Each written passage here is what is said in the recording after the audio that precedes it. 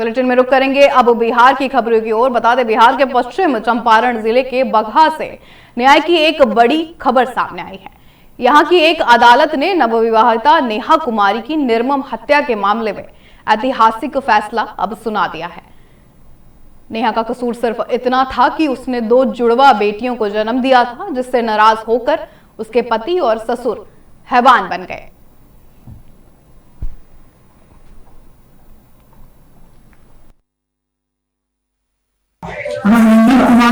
अधिकारी प्रथम एडीजे द्वारा 236 से बगहा पीएस केस नंबर 436 दिनांक 19/6 अभियुक्त विकास कुमार सोनी दूसरा चंद्रेश्वर प्रसाद सोनी द्वारा नेहा कुमारी की हत्या कर दी गई थी।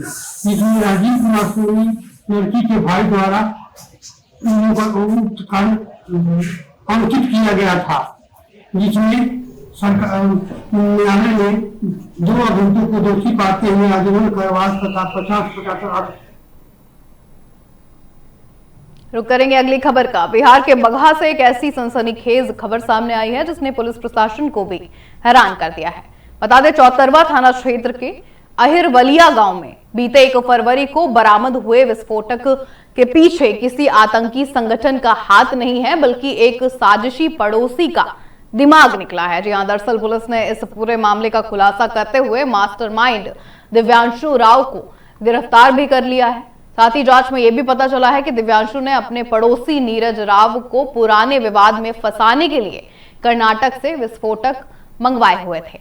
आरोपी ने बड़ी चालाकी से पड़ोसी के घर में बम से भरा झोला फेंक दिया ताकि पुलिस उसे गिरफ्तार कर ले, लेकिन बगहा एसपी रामानंद कुमार कौशल की टीम ने जब तकनीकी और वैज्ञानिकी ढंग से जांच शुरू की तो साजिश की परतें लगातार खुल गई।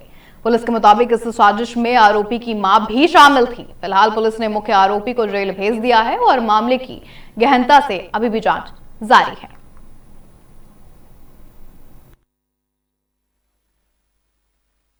31 जनवरी को रात्रि में हम लोगों को सूचना मिली कि ग्राम अहिरवलिया के नीरज राव के घर पर एक संदिग्ध थैले में विस्फोटक और डेटोनेटर फेंक दिया गया है और इस सूचना के प्राप्त होने के उपरांत हम लोग अविलंब टीम वहां पर पहुंची और नीरज राव के पास से हम लोग को एक झोला मिला, जिस झोला में एक विस्फोटक जिसमें कि FX Power 90 लिखा हुआ था 3 पीस और डेटोनेटर मिला।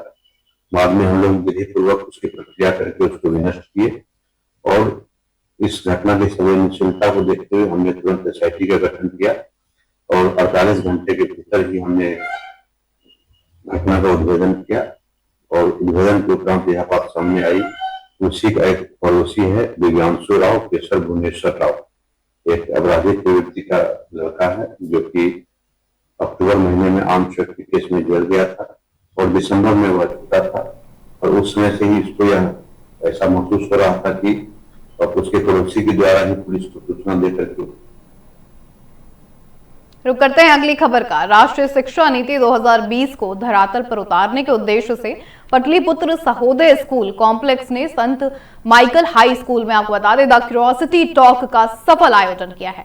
CBSE और अगस्त्य इंटरनेशनल फाउंडेशन के सहयोग से आयोजित इस कार्यक्रम में विशेषज्ञों ने जोर भी दिया कि शिक्षा का मुख्य उद्देश्य बच्चों में सवाल पूछने की हिम्मत और जिज्ञासा पैदा करना है। आपको बता दें, CBSE के निदेशक ट्रेनिंग मनोज कुमार श्रीवास्तव और क्षेत्रीय अधिकारी गोपाल लाल यादव ने शिक्षकों से अपील भी की है कि वे बच्चों को किताबी ज्ञान से परे अनुभवात्मक शिक्षा यानी एक्सपेरिमेंटल लर्निंग से जोड़ें।